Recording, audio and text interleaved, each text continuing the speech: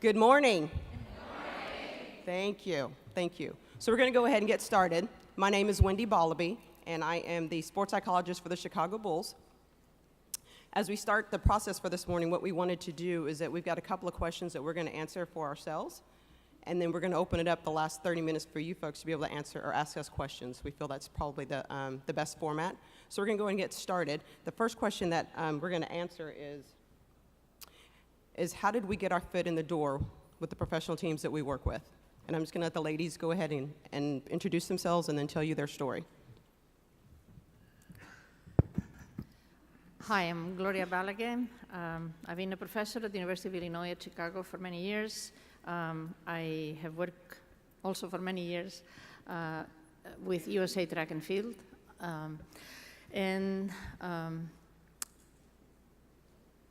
The Chicago Bears called me 2 years ago. It's going to be my third season now with them. And they asked me if I wanted to interview. I had no experience with professional football. Actually, I had no experience with football, American football. I know the real one, the one with the feet. But I'm from Barcelona, Spain, by the way. I forget that. So they asked me if I wanted to interview because they were looking to add a sports psychologist to their program. So I thought, yeah, I want to interview. And I was interviewed. My interview was, the first one was by the quarterback and another player who is a Pro Bowler. That was my first interview. It was actually quite fun. It was pretty relaxed. And then I got all the coaches and then the strength and athletic training. The head coach walked in and out, and then my second time, I met with the general manager who was really the one hiring me, and that was pretty relevant. The fact that he was the one who wanted a sports psychologist as part of the team. They had asked me about my philosophy and beforehand, and I had actually sent a chapter I wrote for Mark Aoyagi's book, and I said, how about you read this? And they asked me to put also in a one page, because they would not read more than one page, in one page the task, and that's what I was told, I mean, I'm not just making it up, what would I do for the team? There is another thing that I found out later, which is that I told them straight up, I don't know much. I mean, I know football, but I don't have experience with it. And of course, I said, I think I bring an outside perspective, and I'm not coming in as a fan. And when I said that, the vice president of operations of the team said, it's interesting you say this, because we've interviewed 2 other people. And one of them, as soon as the players were finished interviewing him, they came straight to me and they said, we cannot hire him, he's a fan. And another one, person who they interviewed as well, started talking plays. And the coaches said, no way. So I guess in a way it worked on my favor, the fact that I said I come from track and field, which by the way, they were very impressed. And that's how I got in. Awesome. My name is Cindra Kamphoff, and I'm a professor at Minnesota State Mankato in Minnesota, and I provide mental training for the Minnesota Vikings. And my story starts about 6 years ago. I started working with our football team, and at the time I was really paying attention. I still do this. I really pay attention to what gives me energy and what doesn't, and I follow what gives me energy. And it was the first workshop I had ever done for the team, and it didn't go perfectly. In fact, the O-line was kind of sitting there like this most of the time. But I left the workshop, and I was like, oh my gosh, I've never felt so alive. That was amazing. And I was talking to some of my grad students, and afterwards I said, I'm going to work for the Minnesota Vikings. And I said it out loud, but I didn't do anything about it. And what I did was I worked to develop my skills because I knew I wasn't ready. And some people have asked me, like, what did I do during that time period? Because it was a couple years where I didn't do anything. I just worked to get really, really good at my skills. I got in front of every single football team that I could, high school, Division I, Division II, Division III, started working with a lot of football players, and just really, really worked on my craft. And then about 3 years ago, a few things started happening. So the college team that I worked with, two of the players on that team they were in a class that the director of player development was teaching, and they told him about me. And then one of our players from that team became a very good he ended up being having a starting spot on the team. But he went to the Minnesota Vikings to play. And then after that, a few other, with the director of player development hearing about me, then I got a phone call from him. So I think one of the important things that I think you'll probably hear from our stories is we got the call from the team. I didn't pursue the team because that usually doesn't work. And then I had a meeting with the director of player development and the team social worker at training camp. Then I met with the GM, and it was a really informal interview over dinner. Nothing happened for a few months. And I thought, well, okay, the year came and went, a season came and went. I guess I'm not going to work for the team this year. But then they had a player that was struggling, and they called me. And it was like a test run to see what I could do. And did really, really well with that player. They liked the results that they saw. And by the end of the season, that player was leading his category in stats. So they were really happy about that. And then the next year, I got a contract. So I've been working for the team for 3 years. I think two important points about my story that I don't want people to overlook is that I worked to get really, really good. And I think that's one of the messages that's really important for me to provide is that I worked to get really good in terms of individual work. I got a lot of reps in front of football teams, so I was very comfortable in the culture. I knew what worked, what didn't work. And then the second point is, I think sometimes you have to wait for things to come to you. And I know when the Vikings get a call from other people looking to do the work that I do, those calls end up on my desk. So cold calling, I don't think usually works. So that's my story. Hi, I'm Cece Clark. I work for the Cleveland Indians. I had the honor to work for the Army program for 6 years, and my story starts there. That was one of my first kind of major, real grown-up jobs out of grad school. And I got to train underneath Bernie Holiday when I first came in. And I think it starts with that kind of first impression and even the first 3 weeks on a job, which is pretty amazing to me. And that was a relationship that I maintained, and I maintain today, which is awesome. But I spent 6 years working within the special operations community. I really loved that work. I had applied for a job that was what I wanted in that community and actually wasn't getting it. And Bernie called and said, hey, the Cleveland Indians are gonna look for someone. Can I put your name in the hat? And I said, yeah, that sounds kind of neat. That sounds cool. It's a new challenge. I don't know if I really want to leave the Army work, but absolutely. So I went through a whole interview process, a day and a half, 12 different people plus, and preparation of a presentation, 20-minute presentation with 10 minutes for questions. And I really thought long and hard about what that interview process was going to look like for me. So one of the things you'll see across my story is I come off as very hyper-vigilant. That could also be taken as paranoid or at times scared. I planned for everything. And so I knew every single person that was going to interview me and their background. And so, for example, I went to Bates College in Maine, and one of the guys, I walked into his office and he said, so you went to Bates? And I looked at him and I said, so you went to Trinity? And I knew who they were and what they, what I wanted from each of them and their positions and their perspective on my job. And so I really tried to know who they were and interview them back. The other thing I came in with was knowing that I have a master's degree. I do not have a PhD. And one of my huge strengths is working with people and connecting immediately.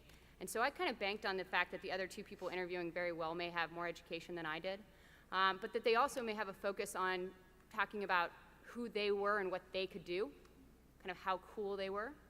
And so I really focused on trying to, in 20 minutes, show anyone in that presentation what it would be like to work with me. And so I made them my players for the 20 minutes. They were all prior baseball players for the most part, and that's how I built my presentation. Not to show them how smart I was, not to show them that I knew my knowledge base, but to give them a taste of what it would be like to have me on staff and to feel like you were part of, one of my sessions or one of my work or one of my briefings or one of my presentations. And I think part of what allowed me to do that is I loved my Army work so much that I was not dying to have the job. I was curious about it, I was interested in it, but I didn't need it. I wanted it. And I think that really changed my interview dynamic because I was excited to take risks. I wanted it to be a good fit for me. I didn't want to show up and spend 80 hours a week with people where it didn't fit right. And so it kind of made me relax a bit with my interview process and really be who I truly was and just see whether or not that worked out.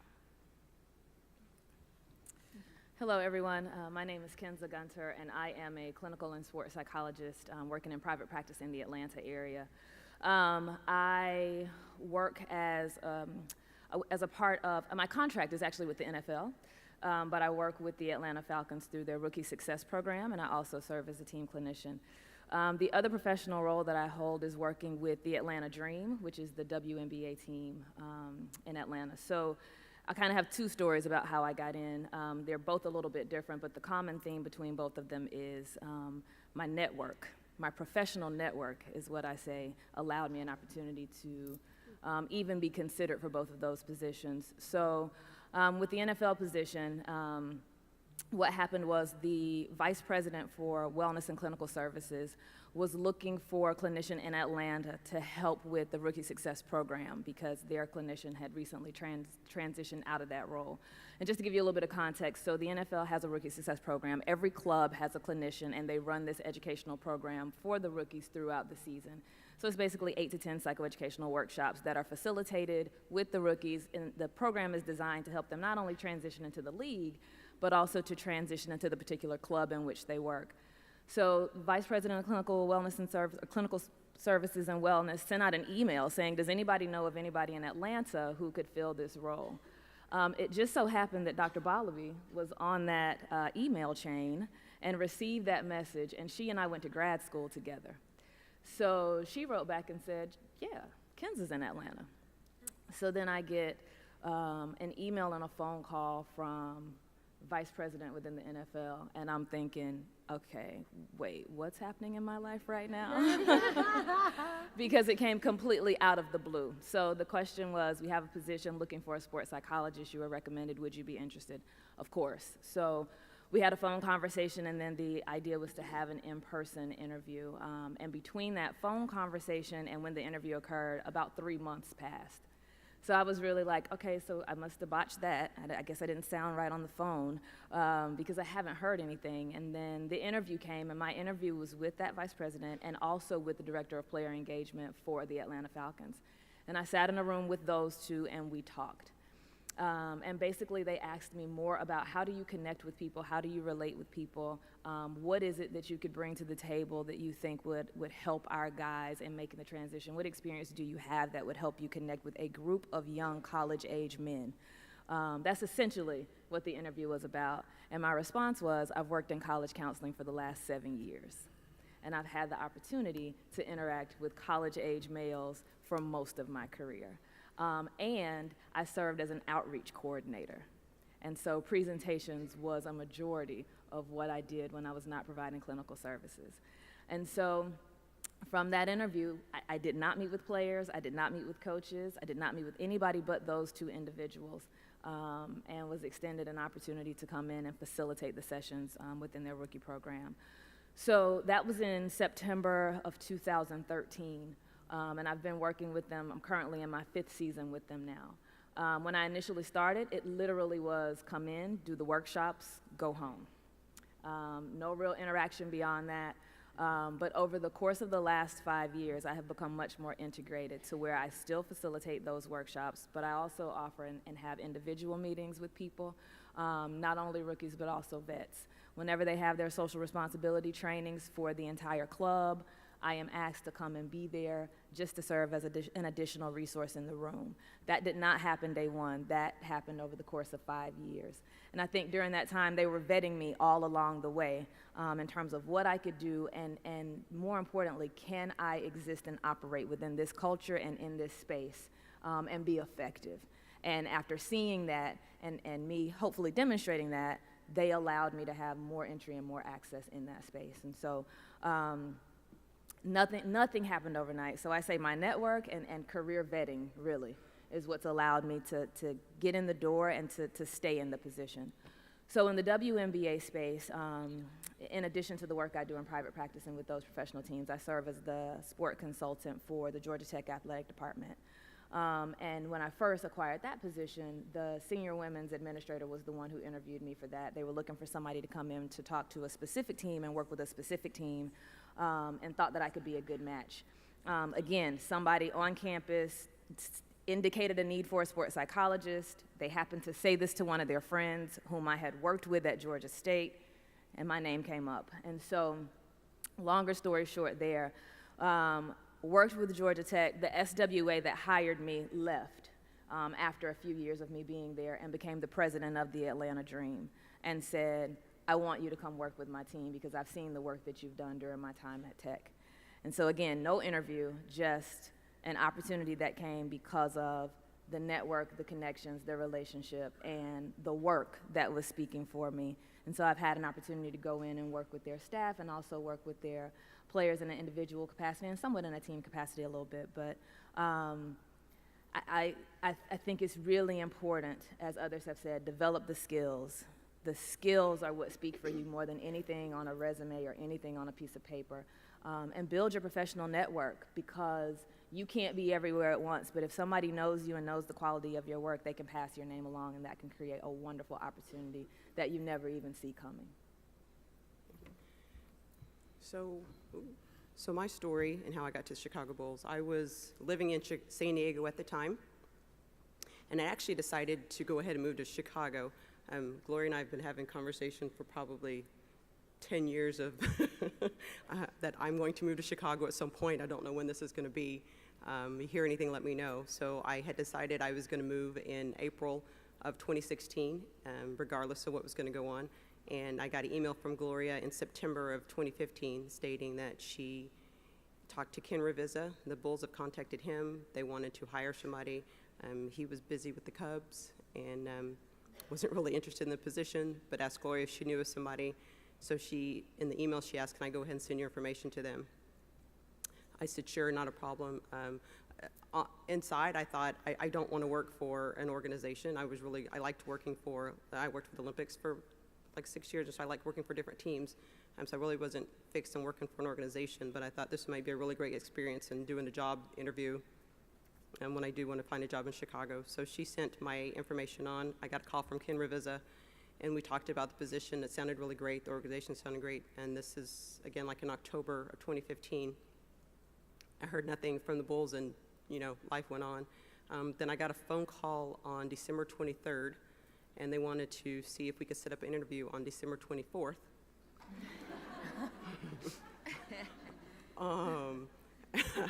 I was in Oklahoma City at my parents' house for Christmas, and I said sure, not knowing how that was going to work out, because I have twins that were 3 at the time, and I was going to be with them, so I thought, I don't know how I'm going to interview with all the chaos, but sure, we can work it out. So I spent an hour on the phone with the athletic trainer and the assistant athletic trainer, talked about my philosophy, things that I want, how I worked, and got off the phone with them. They said they were going to contact me later. I was looking at the Thunder schedule and realized that the Thunder was playing the Bulls Christmas Day in Oklahoma City. So they actually were calling me from Oklahoma City. So I called back and said, you're like 10 minutes away from me. Can I come down and buy you a drink?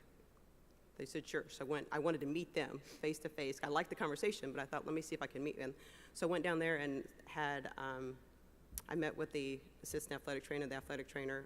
Through the course of that meeting, the coach came over, the security guard came over, other random people came over, started sitting down and talking. We had a great time. We were laughing and joking. I went home and I got a call the 26th. I guess I needed a day in between because they were playing. I got a call December 26th and said, we want to bring you to Chicago for you to meet everybody. So they flew me in early January. So I spent a day and a half in Chicago. I met with the GM, I met with the director of operations, I met with the president. And when I say I met with them, they were not interviews. These were just conversations. They just wanted to talk about me as a person, my likes, dislikes, how I live my life. That's what they were interested in, just me. So I tried to weave in, my thoughts and philosophy in the process of that. So my interview with the president was supposed to be 30 minutes. It ended up being 4 hours. So I was supposed to have a break in between talking to him and going to go see the basketball game, which that didn't happen because we just continued to talk. And so we walked over to the game, and they'd given me a seat behind the players, but the president wanted me to sit in the owner's box. And so I get to the owner's box, and they've got like my name, Dr. Wendy Borlabi. And I go in and sit down, and he'd called his dad, which is the owner. And so he came to meet with me. So I'm sitting there between the president and the owner, talking about being from Ghana. And across the top, the game's about to start, and you see the running of the Bulls. And I just remember sitting there thinking, what have I done? What have I done? This is it. I've made this shift. I left, and I went to Toronto for the All-Star game. So I did some contract work with the NBA prior to, and so they invited me to come to the All-Star game. And so the president and the GM was going to be at the game, and so they called me and said, "Are you here in Toronto?" And I said, "Yes." And they said, "Can we meet? We want to talk with you." And I said, "Sure." And so we met, and how they offered me the position was they stated, "We don't really know what the position's going to be. We don't even know what we're going to call it. We don't even know how it's going to work, but all we know is that we want it to be you." I said, "Okay." So it was a great opportunity to try to work it out. But back to what, Kensa was saying, it was definitely my network. I mean, people knew of my work, and then they also knew that this was, I said, Gloria and I have been talking about me being in Chicago for years, so things came together when they were ready to, right? So we're gonna move on to our next question, and we're gonna try to comprise it in about 2 minutes. Yep. What I want for all the panelists to say is to tell us a story about in the past that helped to define who you are. So we're just looking for a story.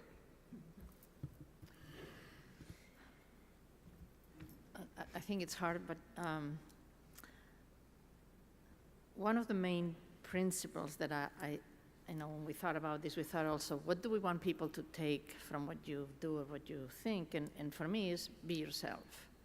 I think this is crucial.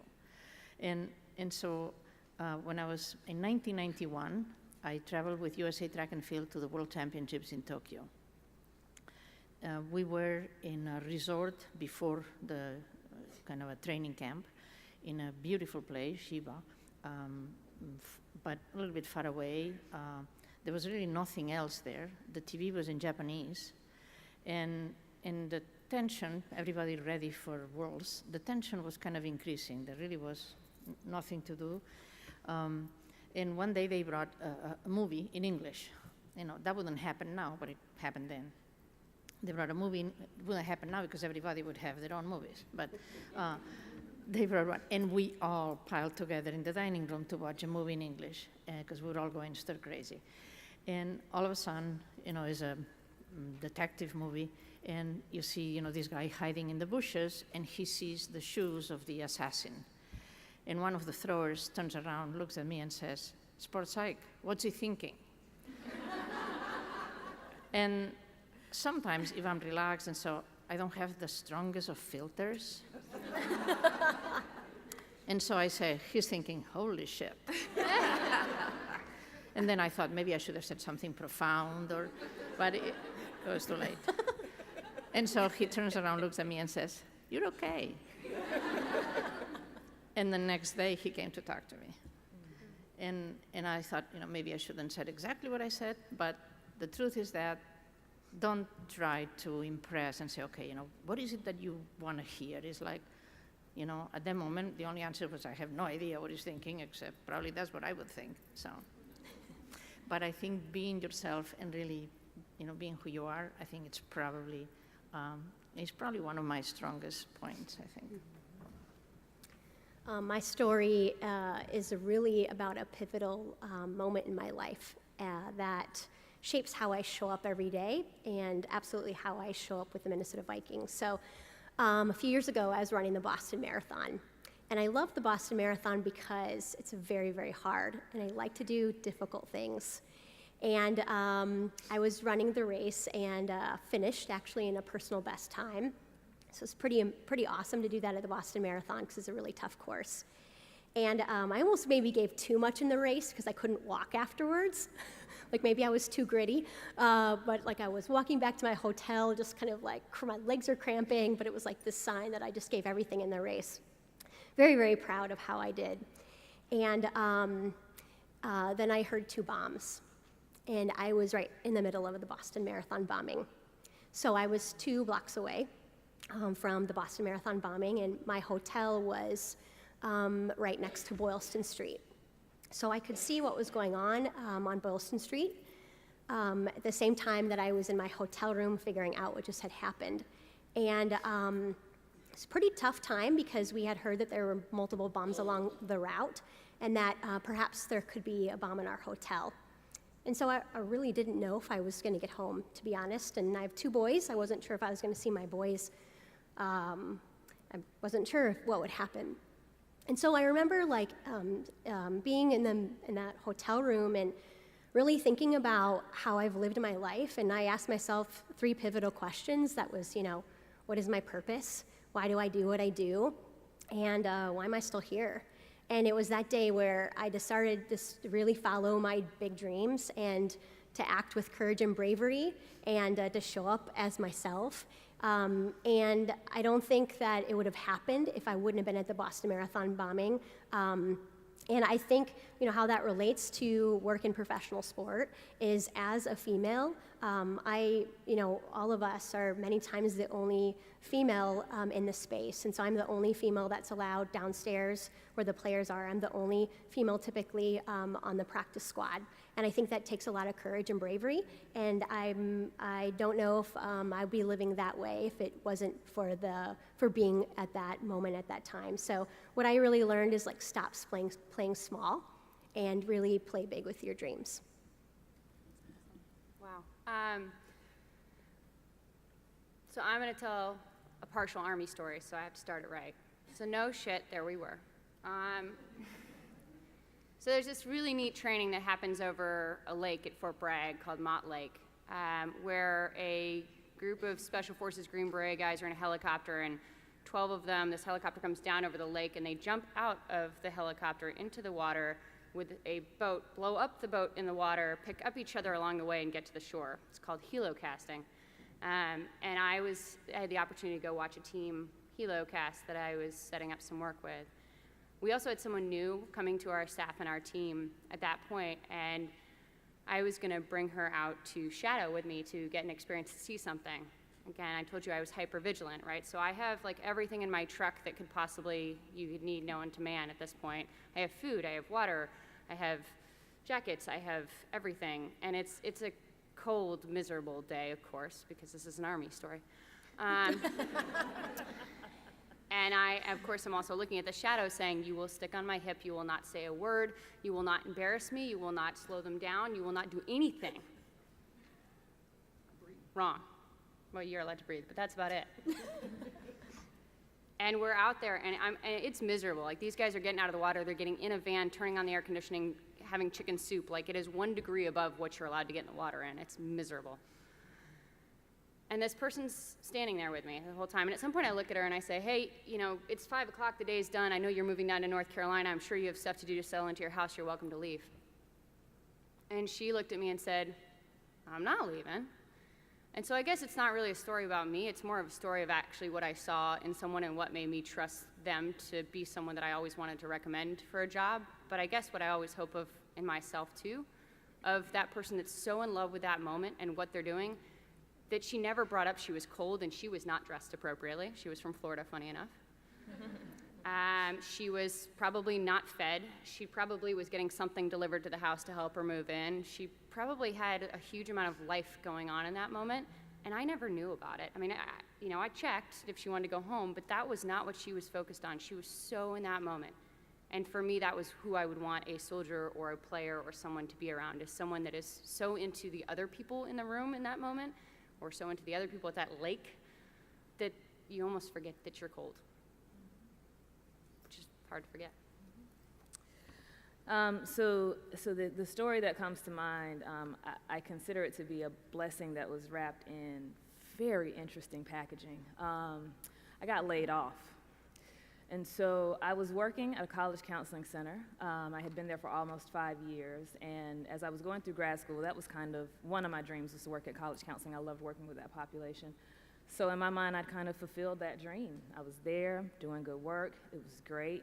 And then one Friday of spring break, we all got laid off. And I did not have a plan. I had thought that I was going to stay there for 30 years and retire and get your certificate and your pin or your watch or whatever they give these days for 30 years of service. And I was going to be fine, and I was just going to live life, and that was going to be that. But I guess there were other plans in store. So when I got laid off, that was not a part of my success plan for myself. I'd never had a situation where something like that had happened. So literally, woke up that Saturday morning after that Friday of being laid off, was like, did that really happen, or am I making that up? Looked in the room of my home office and saw my office packed up in boxes still, and was like, oh no, that's real. That happened. I didn't have an updated resume, hadn't been looking for jobs, wasn't thinking about applying for jobs. Bills don't care that you've been laid off. And I didn't really know what it was that I was going to do in that moment. So I did what any adult woman would do. I went home to my parents' house. Because I needed some unconditional TLC in that moment where I didn't have to worry about anything. And so fortunately, I live in Atlanta, my parents live in Athens, and so I drove that hour and a half, and I stayed there for about 4 days. And was just kind of like, I'm not really sure what I'm gonna do. This was not in my plan, I don't know. And I remember my dad coming to me and saying, you know, I don't know what your plan is, but I just want you to know that we have a bit of savings, and so if you need that from us, we're here for you in that way, and we can provide you with that. And I remember being like, oh no. I have not worked this hard and done all that I've done to get to this point in my life to be in a situation where I can't bounce back from this, right? Like, I appreciated that support from my father and my family, but that lit a fire under me to say, okay, so what's next? What are you doing next? Get it together, right? Like, you've been here long enough. Your mom bought you a layoff purse to cheer you up. Work it out. Now what are we going to do, right? So went back home, and again, here comes the network. That Monday morning, got laid off on a Friday. That Monday morning, had an email in my inbox from a woman who owned a group practice in Atlanta, very well-known group practice, and she said, so sorry to hear what happened. Don't hope you think this is ambulance chasing, but if you're looking for a job, I'd love to talk to you. And so on Tuesday, I was in her office talking to her about a position, and we interviewed for about 30 minutes, and she was like, I mean, if you want the job, it's yours. You just tell me, what do you want? And how had she gotten my name? Because in my work in the counseling center, I had shifted from being outreach coordinator to being the coordinator of practicum training. And one of my practicum students also worked at her office and said, if you pick anybody who just got laid off to bring in here, pick Kensa. And so she sent me an email and said, that's where I got your name from. So started working in that practice, and from there did a couple of other things that landed to where I currently am working in my own practice. But how does that apply, and why do I share that story? Because being laid off made me very uncomfortable and pushed me way out of my comfort zone. And if I hadn't got laid off, I would still be working at Georgia State in the counseling center, waiting on my 15-year watch or whatever the case may be. But I would not have been in a situation where the opportunities that I've had could find me.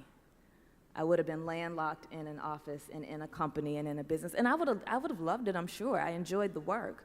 But being pushed out of my comfort zone is what put me in a position to take advantage of the many opportunities that I've had since that happened. That happened in 2012 when I got laid off. And at that point, private practice, I was a part-time chair of an academic program in Atlanta for a little while. And started working at Georgia Tech, currently have a private practice, but none of those opportunities would have come my way if I had stayed in my comfort zone. So be uncomfortable. Don't be afraid to be uncomfortable, because that's where opportunity and magic lives, in that discomfort. Oh, that's a great segue to my story. So mine starts as I was a student and so I have a clinical doctorate, and you go through the match program to see where your internship is going to be.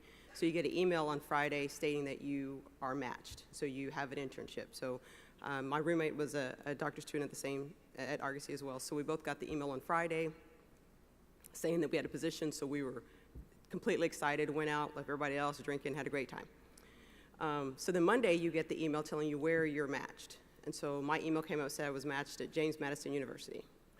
And I started to cry, hysterically, because I was just at Statesboro, which is I went to Georgia Southern, a small town. And I thought, shit, if I gotta go back to another small town again. Harrisonburg, Virginia is a small town. I was so upset. I was so upset we went back drinking again. And I'm not saying anybody needs to do this. She was passing me shots because I was like, I can't do it again, not another small town, I can't. So I kind of got over that. I got a call from the training director, and she said, we're so excited to have you here. This is going to be great. And, I had yeah, this is great. I'm excited. Thank you, blah, blah, blah, and got off the phone. Moved to Harrisonburg, Virginia. Population 45,000, 21,000 are students. And I got there my first day of meeting the new director. He wasn't there at the time when I interviewed the whole process, and the new director happened to be there, and I just rolled into town and got there, and he says, we're excited to have you here. We've already had meetings with the athletic department. They're excited for you to be here. As this is great. They said they've already worked out for me to be in athletics for 4 hours a week of my internship, and we had a couple of get to know you dinners, picnics, whatever, prior to the university has. And so I started meeting folks in athletics, and they're like, oh, you're Dr. Balague, you're Dr. Balague. Yes, I want you to work with this person, this team. And so it started out 4 hours a week in my first month of internship, and it went from 4 hours to 25 hours. 3 months later, the folks in athletic department went to the president of the university and said, we need somebody like Wendy here full time. So it was an opportunity that I was completely devastated about, but actually shaped my entire career, because I was able to do a whole lot at James Madison University. But if I would not ever been there, I'm not saying I wouldn't have the same career, but I would not have had those opportunities, because they just opened the door and said, what do you want to do? Let us help you develop this program. So I was upset, but it was actually a blessing in disguise. Nice. So our next story, which is going to be the last one, and then we'll go on to questions, is I want everyone to tell a story with your current position, something that's happened in your current position now.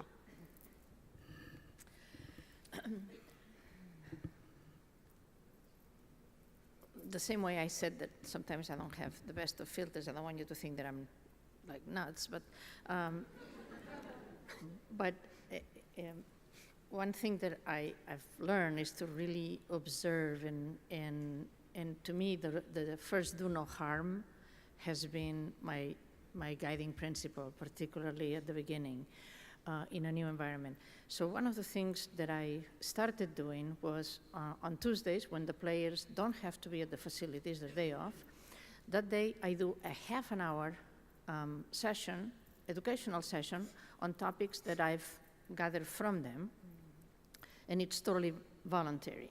And so in the first day I thought, I'm gonna go for broke. I started with mindfulness. And I thought, I may be by myself here. But I had like 10 players. I thought, wow, that's great, that's great. And so it went pretty well, and I saw obviously who was there. And remember, I was interviewed by the quarterback.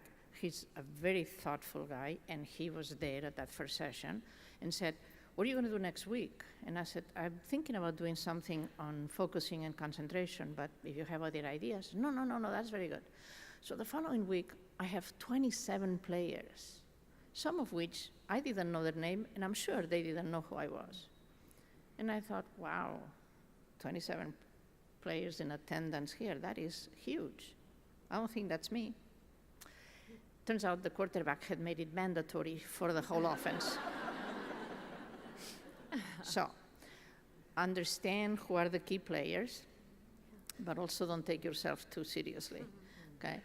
Think about it, it's like, no, I'm very good, not that good, and they don't know it. So, in any case, what's going on here?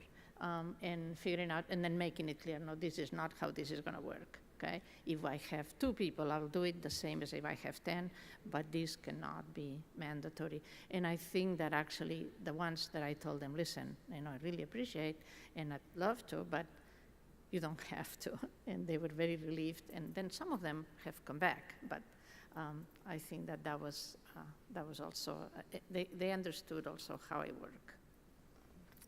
I'm going to tell a story actually from Tuesday. So Tuesday before I got on the plane, I spent some time at the Vikings, and one of the things that I did there is I met with a new player. It was my second meeting with him.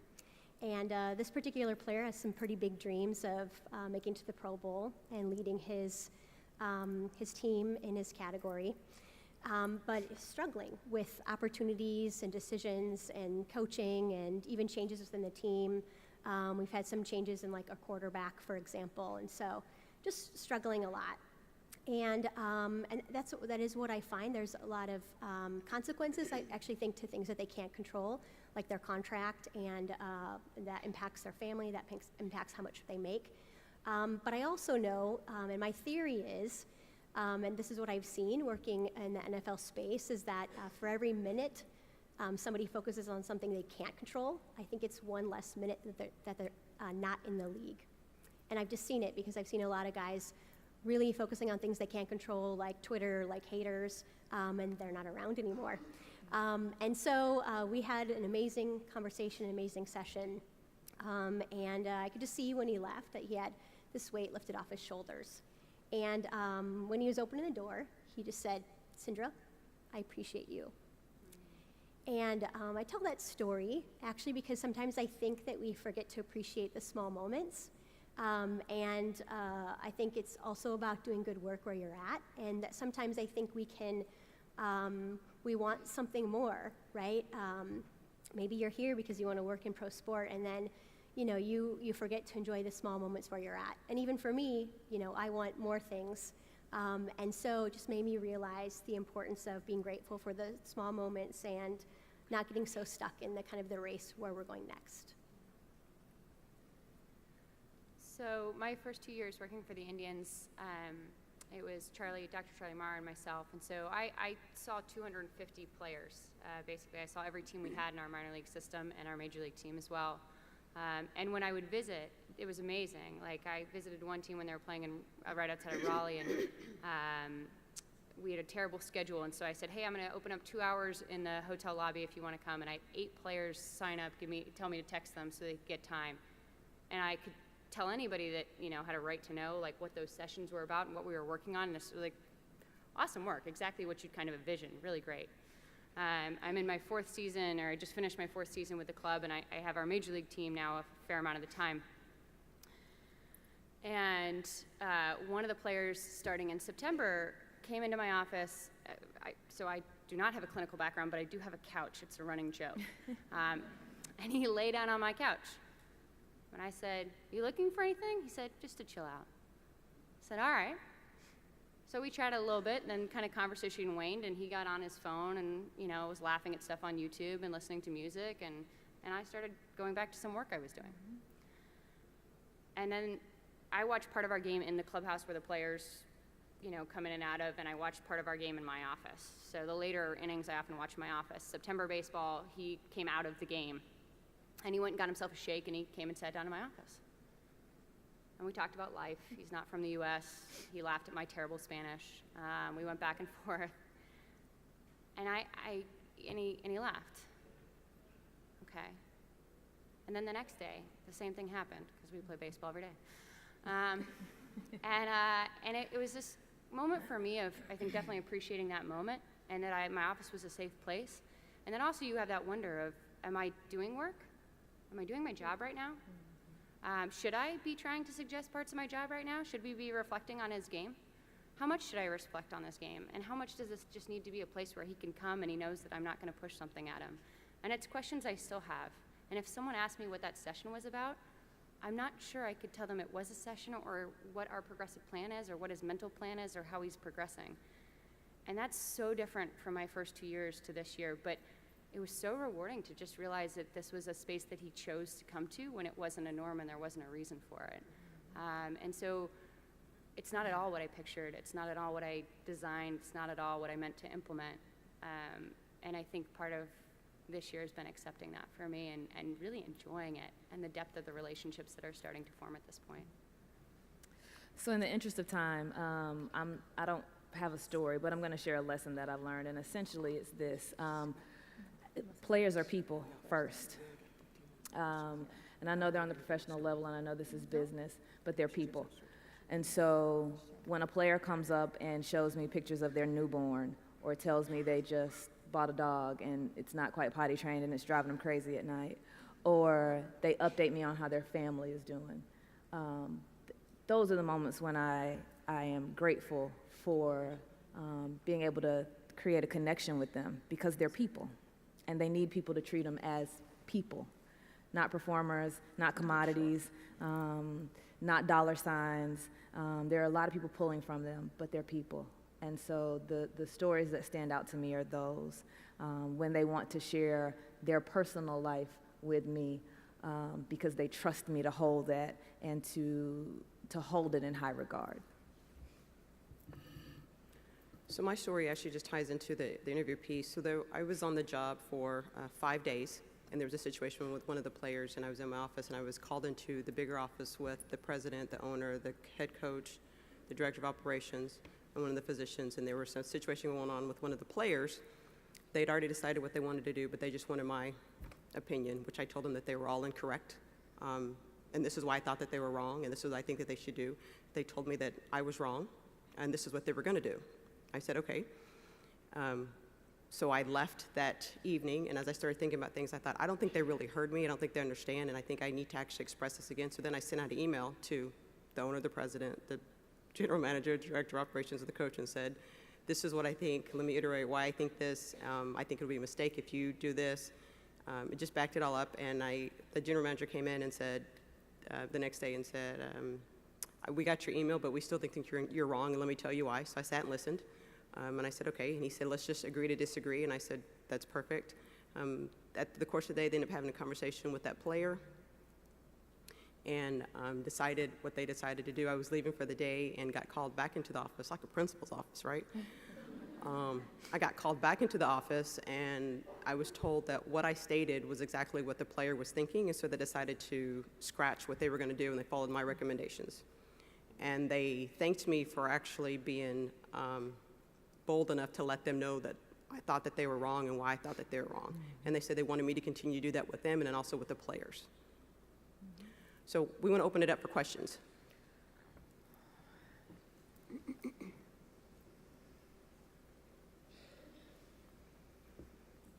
Jump right in. Thank you so much. So many amazing takeaways. Each of you mentioned that part of the interview process included talking about your philosophy, and I was wondering if you all would be willing to share a little bit about your personal philosophy and approach to the work that you do. Sure, shortly. Shortly, got it. I think I could probably wrap mine up pretty easy. My philosophy is about self-awareness, if you haven't already figured that out. I think that we all do something really well naturally, and so I want to focus on that with the athletes. Things that you're doing really well, that you're not paying attention to, and so that's what I want to focus on. And I also think that the way that we develop as people is if we don't know who we are as we continue to go, then you're really not going to figure out how to get where you want to get, right? So I always think about self-awareness, and that's the basis for my philosophy. Just be who you are, and then we work through the rest of it.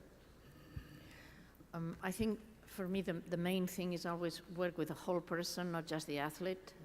It's not a pair of legs coming to see you. And part of it then is meet them where they are. That is, I may think, oh, gee, it'd be great if you did this, but I don't know if you have the skills or you are at the right place to be able to do this. So therefore, where are you? What can you do? Let's work with this and start there. Not where I think you should start, but where you can start.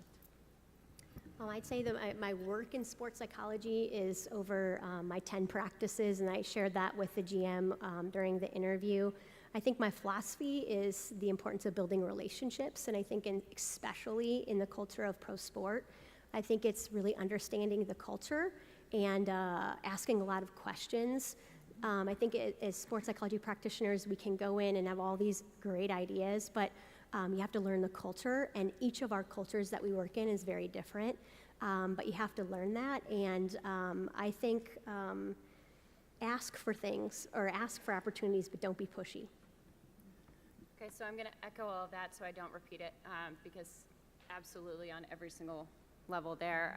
One of the things that I think is probably, I guess, a signature for me is my belief that people need to be challenged, and you need to be willing to sit with them through that challenge, but things are forged by fire. And so I think we learn a lot about who we are in those moments where we're challenged. And I think for athletes, the want to get comfortable because of what a main stage they can be on is there. But I actually think they learn so much more if you're willing to expose them to those challenges. But then there has to be someone in the room, and sometimes it's not the coaches that are willing to sit with them through that challenge. And so being able to stomach that with them and work through that. Working with the whole person, definitely important to me. The other big part of my philosophy is do good work. I don't care what you're doing, who you're talking to, how big or how small you think the task is, do good work.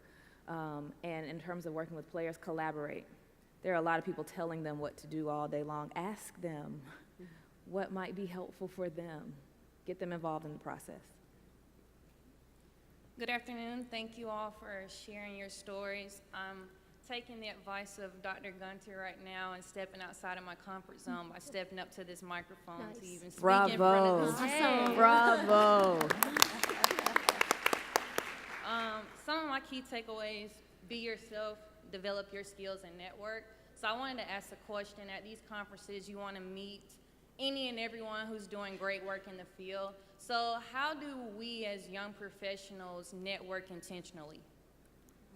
Can I start that, which people might disagree with, but I do want to say something. I think sometimes networking is, people think it's like meeting someone or asking for a business card or shooting an email with 20 questions on it. Yeah. I now know your name. I may not like the fact that I know your name, but I know your name. I think going back to do good work, when you're doing great work, you start to hear about that. And to me, that's networking. When I hear someone do an amazing presentation that gives the room something that they haven't yet heard or thought about or challenges something, now I want to know who you are. And that, to me, it becomes your network. I didn't go to grad school with anyone up on this stage, and I've slowly gotten to know people here, and that's become my professional network. And so I think sometimes who you follow on Twitter, that's not networking. Whose business card you got at this conference, that's not networking. The fact you came and shook my hand, that's not networking. Offering something that's new, interesting, and doing amazing work, to me, that's quality networking. Nothing to add. Wait. I will say, but I do, but wait, because I do want to say, but that can be a starting point, Yes. right? Like, Sure. that might not be all of networking, but yeah, get the business card, right? Because you can make a connection via email, right? So I agree totally with Cece. Like, I want to know you beyond just this kind of business situation, but that's a start, but just take it a little bit further, right? Because we're people too. Yeah. So, like, try to get to know us too. Right, take the whole person approach, even in networking, right? Yes. To kind of get back to, I know this is the female sports psychology consultants panel, so I'm curious what your guys' biggest challenges have been being a female in this field, or being the only female on your team or on your staff, and how have you overcome that? I think it's a gift, actually, if you want to know the truth, right? When I first started working and found myself in all-male spaces, I was like, okay, I got to be one of the guys, like, I got to try to do this. And then I was like, but wait, the fact that I'm not one of the guys is probably the biggest asset that I'm bringing to the space. Yep. So let me be me. And respect the culture that I'm in, understand the culture that I'm in, but also show them how I can bring unique advantages, gifts, talents because of the identities that I possess. All of the cultural identities I possess, right? Being a female is just one of those. But we all bring different diverse elements to any kind of interaction we have. They do as well as I do. And so I don't want to decrease any of me in any way, because me coming in and showing up in my fullness is what allows me to do my best work. So the challenge of me being okay with that was probably the bigger challenge. I agree. I want to add a little bit to that. I know we continue to focus on be who you are, but I think it's really, really important. In addition to that, when you get to know me, you know that I truly probably talk more shit than anybody. So I had to be okay with that, because then the guys thought I was one of the guys, because I talk crap and they give it back to me, go back and forth. And so trying to figure out where that balance is for me, but still, I'm still a female, I'm still a woman. So there is a line at some point for every person, not just a woman, but for every person, there's a line that you gotta be careful, right? And make sure that you don't cross. And so in establishing who I am, I put that out there, and it's not something I say, but I make that known in how I present to them and how I talk to them and how I connect with them, because I do like to have that connection, that relationship with the players and whoever, everybody, honestly. But I still want them actually to know that there is that piece of me that is still really soft, which I think is exactly what Kensa was saying, that they want to have. They want someone that can have that with them, but still also be that little, nudge, a little hard piece as well. So. When the day that I signed the contract, the vice president of operations sent message that he wanted to meet me, because they had had a female in some role in the past. They never had a sports psychology person, but they had a female working there who I guess was very attractive, dressed, I guess, very provocatively, or so they said. And there were lots of stories going around, so he came, met me, and he was fine. And that was basically the only aspect. Clearly, there is an issue of, at which point in my life am I there? So that was, he had that experience, and that's the only thing they brought. So that was the one aspect where all of a sudden my gender became an issue. On the other hand, and I knew that from track and field, I think it's been an advantage in a number of ways, because it's much easier for the athletes, the players, to talk to me. They don't compete with me, and they're much more comfortable, and they can show the vulnerabilities to me, I think, much better than sometimes they do to a man. So. Let's go to the next question. Okay, next question. Hi, so first off, I'm from Chicago, so I'm super excited that you two are here. That's awesome. So you guys have been talking about how most of you guys didn't get your opportunity in professional sports because you didn't pursue it. It was kind of just like a phone call and people that you knew. So I'm a first-year grad student actually in Dr. Kamphoff's program. And so I guess my question is, you say do good work and to be present in the job that you have. Coming out of grad school, how did you guys find your first opportunity and get your foot in the door so you could do good work and make those connections?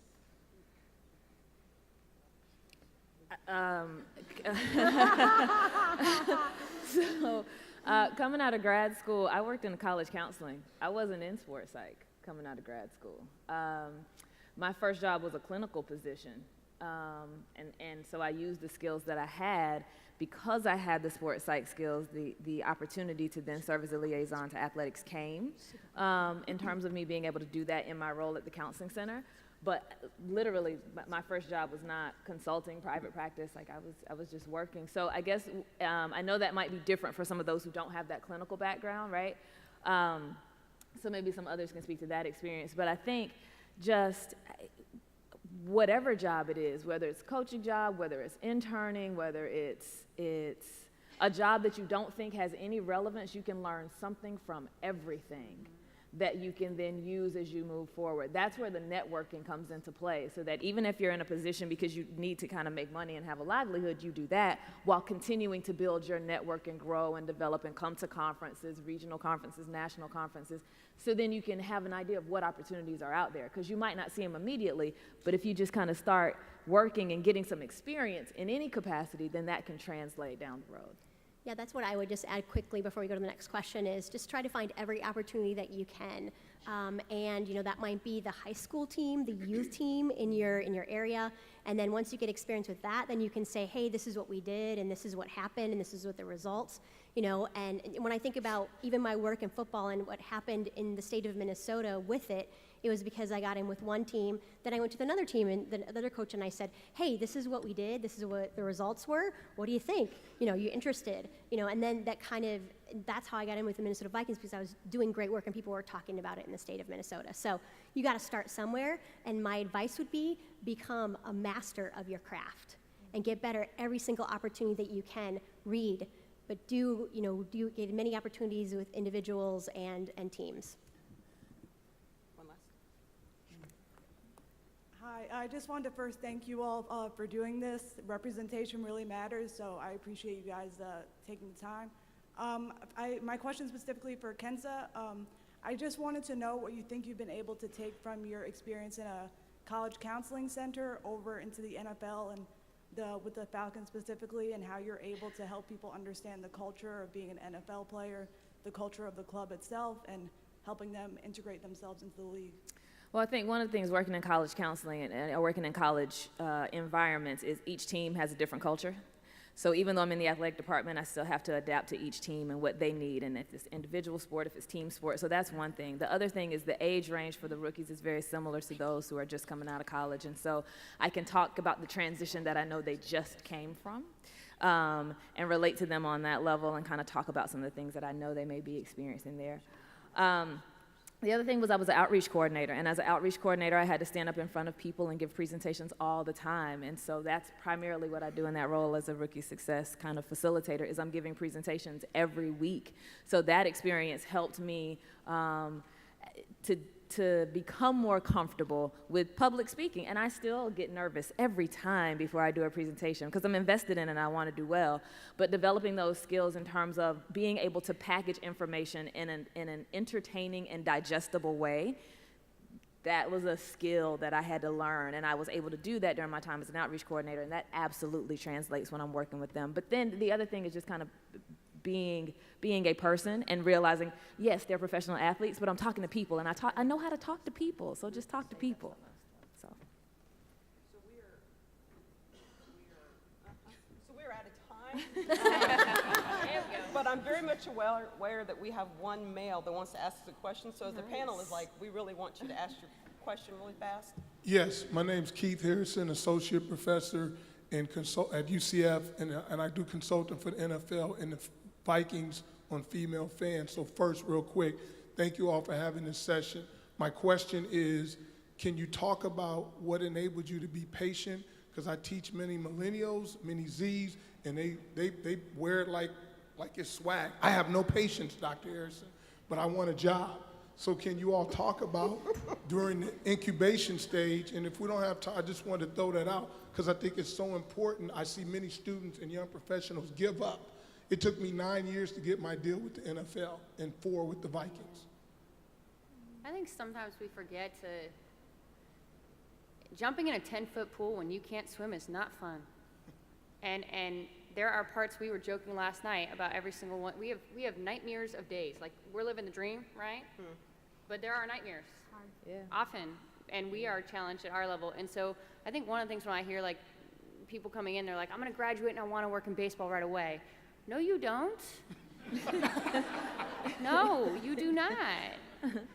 And I got Brian and Oscar and Sid in the audience. Go talk to the rest of our staff. You do not. So go work somewhere where the challenge level is meeting your skill level. These are pro athletes. They've invested years. They've sacrificed social lives to get there. You haven't done that yet. So go do it somewhere.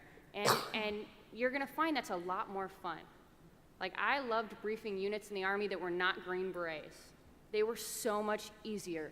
I was so much better at it. That was enjoyable. That was a confidence build. That helped me play. I could try new things there.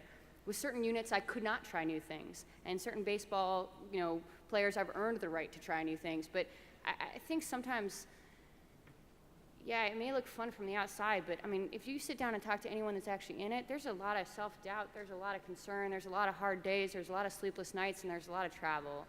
So I think maybe you don't have patience, but do you want to drown?